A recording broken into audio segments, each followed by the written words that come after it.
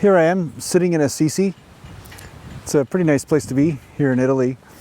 And I thought I'd do a video on desire. And the reason why is because, I see a lot of monks and, priests and nuns, and Assisi's famous, of course, because of Francis, Saint Francis of Assisi, where he gave up all his wealth, all his material possessions, gave up everything in his life in order to pursue the monastic life and to realize God at the highest level he could, And the energy here is amazing. So, Saint Francis obviously did embody some level of consciousness of a very high state. Any of you that have visited Assisi will have probably felt this at his tomb and at some of the churches and things. You can definitely feel different vibrations of spiritual realization around. So, so what I thought I'd do is I really like to talk about desire, because it's very easy for people to misunderstand the whole desire thing. In jhana, we give up our desires, we give up our fears, and in say a priesthood, you give up lots of things. Some are celibate, some are they give up all material possessions, they take a vow of poverty, and I just want to explain why this is, because there are a lot of people that think that this means desire is bad. Desire is not bad, just like fear is not bad. Neither of these things is bad. It's just that both of these things are not who you are. You see, most people are identified with their fear and they're identified with their desire. So they don't know the part of themselves that is the unconditional, totally detached self. They're not embodied in that. They're not realized in that. They're not sitting in that. Okay?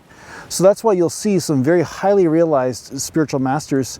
They'll do things just like everybody else. They'll still eat. Even Ramana Maharshi begged for food, But there is a desire there. That is a desire, but there is a more true desire instead of an ego desire, you see?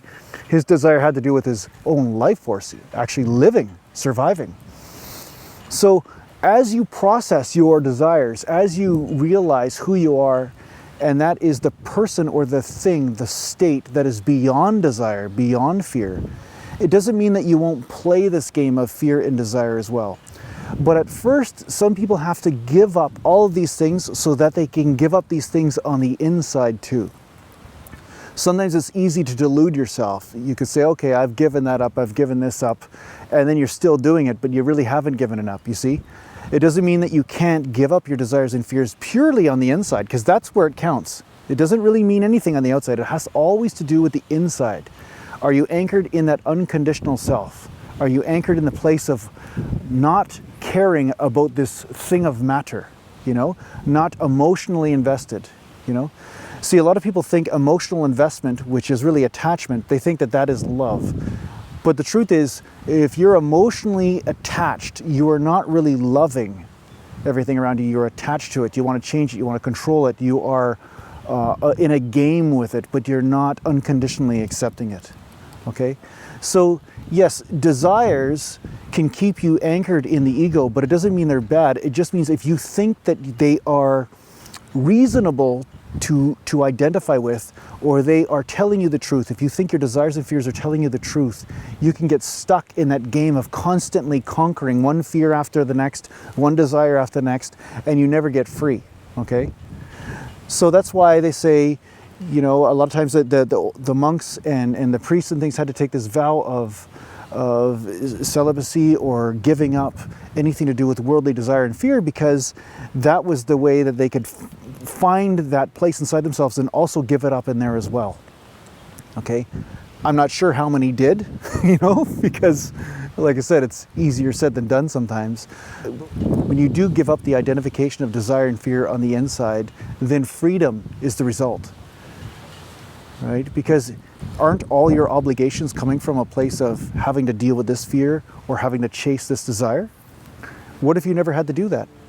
What if you were already experiencing bliss without having to do that? Then if you chased your fears or your desires, then you wouldn't be doing it from a place of obligation. You'd be doing it because you choose to, and that's freedom. So I hope this helps you, and enjoy some of the scenes from Assisi. I'll show you a couple of things here, and take care for now.